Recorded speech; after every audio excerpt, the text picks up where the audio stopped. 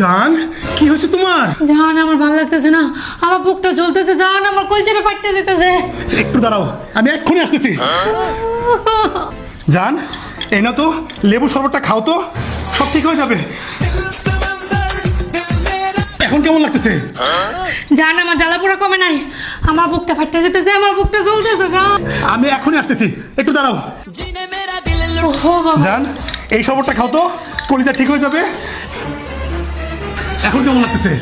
জান একটুও ভালো লাগতেছে না, জান আমার এখনো খারাপ লাগতেছে। বাসায় কেউ আসছিল? হ্যাঁ জান, পাশের ভাবে এসেছিল। আসতে বুঝে ফেলছি, আমি এখনই আসতেছি, 2 মিনিট দাও। আমার বুকটা জ্বলতেছে। এই নাও। জান সেম ডে যেটা পাশের ভাবে কিনছে। এখন এখন কেমন লাগতেছে? জান আমার কলিজাটা ঠান্ডা হয়ে গেছে। জান থ্যাংক ইউ।